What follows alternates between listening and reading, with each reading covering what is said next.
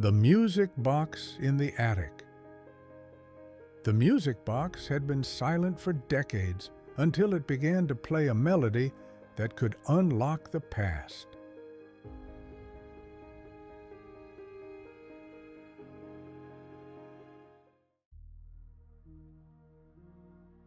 The Harper house had been quiet for a long time. It wasn't the kind of quiet that comes from peace. It was the kind that gathers in corners when laughter moves out. Still, on the week before Christmas, the snow fell as if it had never noticed the silence. It dusted the roof, softened the steps, and filled the gutters like icing on a forgotten cake. Downstairs, Clara Harper sat at the kitchen table with a cup of tea, growing cold between her hands. She had moved back into her childhood home after her mother passed earlier that year. It was the first Christmas she would spend alone, though the word alone felt strange in a place that remembered so much. The clock in the hallway ticked, the same one that had marked her bedtime when she was small.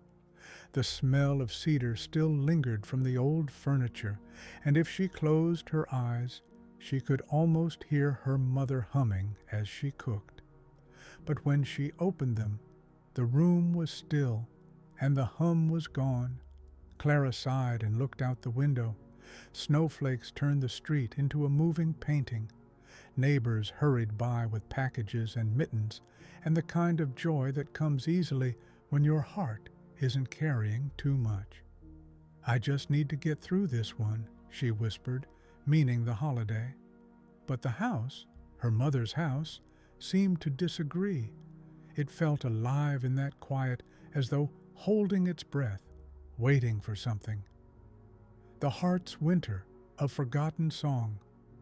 That evening, Clara decided to clean the attic.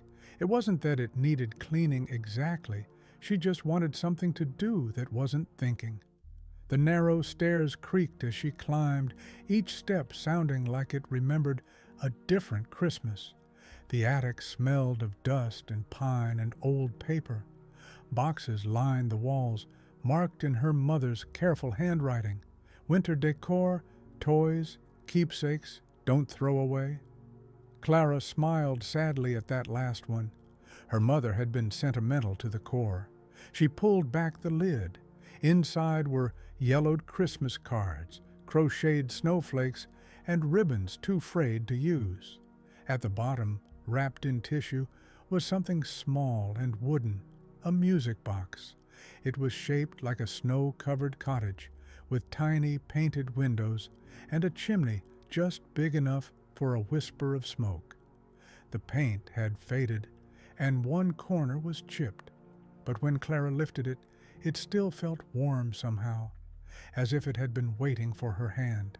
She turned the little brass key once, nothing, twice, still nothing.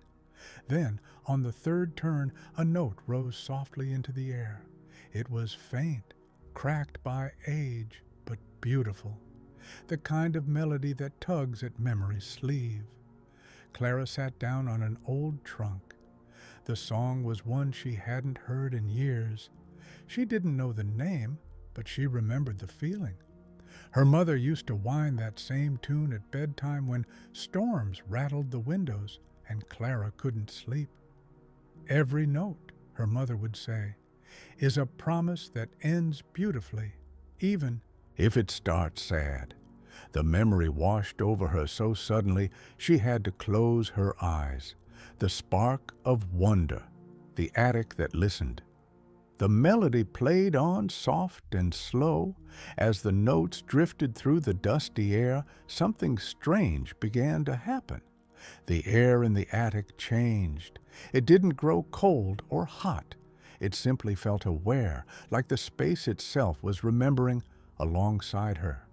The faint scent of cinnamon and candle wax rose from nowhere. The corners of the room seemed brighter. Clara opened her eyes and gasped. The attic looked different. The boxes, the cobwebs, the dust, all of it had softened, as if she were seeing through layers of time. And in that quiet glow she saw something else, a shape, gentle, familiar, standing near the window. It wasn't sharp enough to frighten her. It was more like light remembering a form. Her heart knew before her mind did. "Mom," she whispered. The figure turned, smiling, or perhaps the air itself smiled. The music box played a few more notes, steady and sure. Clara didn't move. She just sat there, eyes wide, tears spilling freely. "I miss you," she whispered. The air shimmered, the kind of shimmer that answers without words. And then, faint as breath, she heard her mother's voice, carried by the tune. "I'm right where the song is." Clara pressed her hand to her heart. The melody slowed, then stopped, leaving behind a stillness that didn't feel empty anymore. She set the music box gently on the floor and whispered, "Thank you." When she left the attic, her steps were lighter. She didn't turn off the light. Somehow, she knew she didn't need to. The gift within, a house that woke up. Over the next few days, Clara found herself humming that melody without realizing it. She baked cookies she hadn't made since she was a girl. She lit candles. She decorated a small tree she'd bought at the corner lot, just enough to make the room glow again. The house seemed to hum with her, as if pleased to be remembered. One morning, a knock came at the door. It was her neighbor, Mr. Ellis, holding a tin of fudge and a nervous smile. "I thought you might like some company," he said. Clara blinked in surprise. "I'd like that very much." They talked by the fire for an hour. He told her about his grandkids, the snowfall, the choir concert that evening at the church. When he left, she felt something she hadn't in months, connected. That night, she wound the music box again. The tune rose through the house like a candle being lit in every room. And just as before, she felt warmth spread through her chest. Not sadness this time, but gratitude. On Christmas Eve, she carried the box downstairs and set it on the mantel. When guests from the neighborhood arrived, people bringing pies, gifts, and cheerful noise, she wound the key and let the song play softly in the background. The conversations paused. Faces turned. "That song," someone said. "It's beautiful." Clara smiled. "It belonged to my mother." They listened. Somehow the melody wrapped itself around every heart in the room. Gentle, nostalgic, familiar. A few people wiped tears. A few smiled without knowing why. When the song ended, no one spoke for a long moment. Then, as if on cue, they all began to hum the tune together, imperfect and warm, filling the quiet with something that sounded like home. The whisper of Christmas, the song that stayed. After everyone left, Clara stood by the fire and watched the snow fall beyond the window. The house wasn't silent anymore. It breathed again. Creaks in the wood, whispers in the heat pipes, the quiet chatter of a home learning to be happy again. She picked up the music box, turning it over in her hands. There was an inscription on the bottom she hadn't noticed before, faint but still legible. For Clara, "So you'll always have music when I'm gone." Her breath caught. She hadn't known her mother had written it there. The tears came easily this time, soft and welcome. She wound the key once more and set it back on the mantel.